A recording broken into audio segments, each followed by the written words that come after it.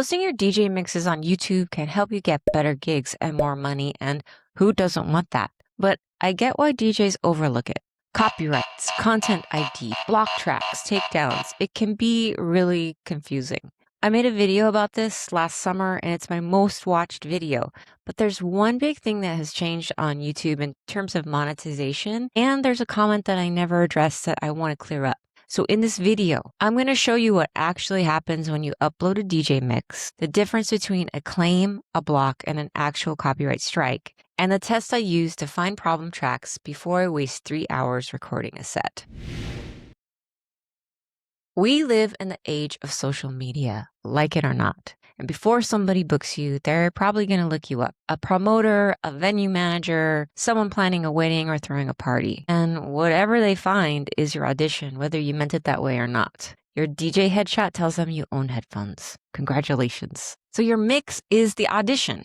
An hour of actually playing tells somebody what your taste is, how you program, what your transitions are like, what kind of energy you create, and whether they can imagine you playing their event. So think of your mixes as part of your EPK or your electronic press kit. You can link them, embed them on your website, send them to a booker, put them in an email, or use them like a modern day business card. Posting on YouTube is also a great way to build a video archive of your work. If you're on Twitch and you're in the DJ program, you don't get normal VODs or video on demand. You play a 3-hour set, you hit end of stream, and poof, it's gone. But if you record that set locally or multi-stream it to YouTube, you now have a searchable archive of your sets organized by date, genre, theme, whatever. And those videos can keep working for you long after the stream ends. Now look at some DJs who are posting full sets on YouTube.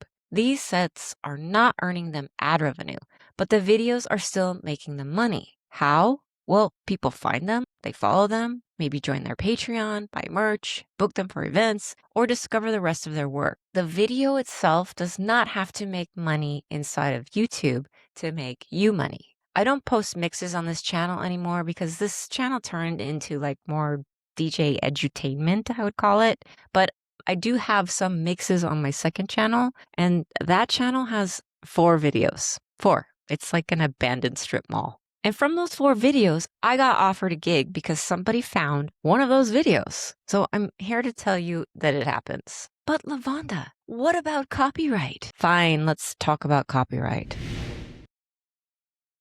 Most of the fear around copyright comes from 3 completely different things getting called the same thing. On YouTube, there are claims, blocks, and strikes. And DJs use those words like they're interchangeable, but they're not. So what's the difference? Well, a content claim is what's going to happen to you most of the time, and it's fine. Your video goes up, everybody can watch it, nothing happens to your channel. What happens is the ad money from that video goes to whoever owns the rights to the music instead of you. That's it.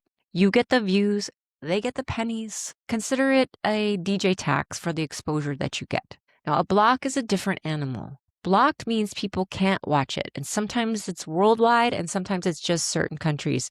And 9 times out of 10, that country is Russia. No views, no monetization, nothing. It doesn't mean you're in trouble. I guess they just can't have fun in Russia. And then there's a strike, and this one is the one everybody should be scared of. But this is the one you're least likely to ever see, depending on the music you play. So a strike is when the rights holder actually goes to YouTube and files a takedown. And if you get 3 strikes in 90 days, your channel is gone. It's rare, but if you play top 40 or popular music, your chances are going to go up.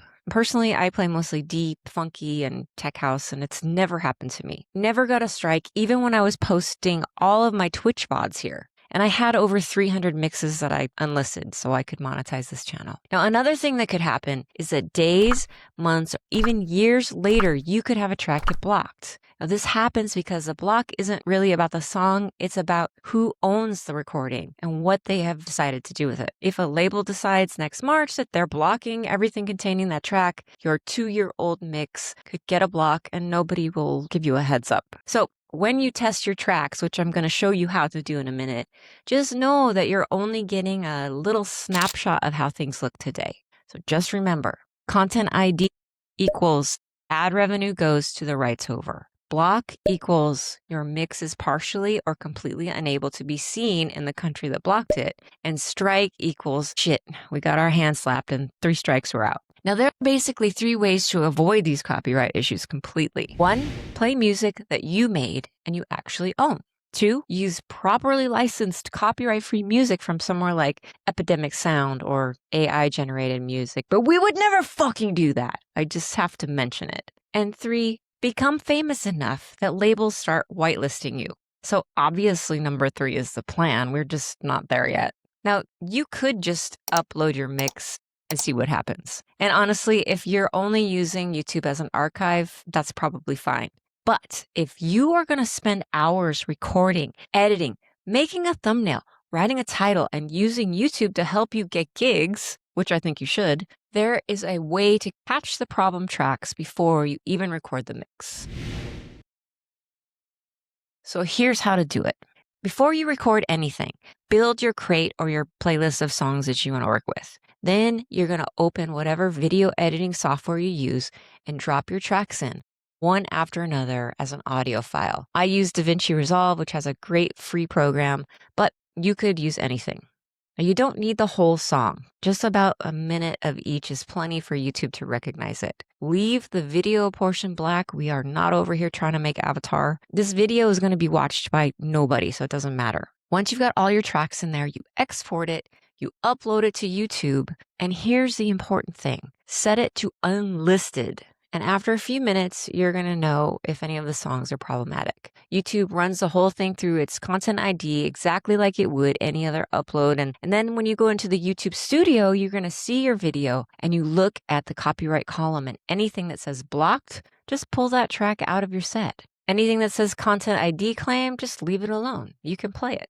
And that's it. Now you know before you've recorded a single minute instead of finding out after you spent your whole Saturday on a set that you can't use. And yes, somebody is going to tell you, just quick mix or change the key or pitch it up or only play 15 seconds. I wouldn't build my entire YouTube strategy around trying to outsmart one of the largest music recognition systems on earth. It might miss something temporarily, but that doesn't mean it will miss it forever. And remember, what I said earlier, a track can also become restricted if the rights holder changes their policy or the label sells to somebody else. So the test isn't magic, it just gives you better odds before you waste your time. But there's one big change I want to tell you about that will affect creators on YouTube starting in February of 2027, and it will directly affect your ability to make money, so pay attention.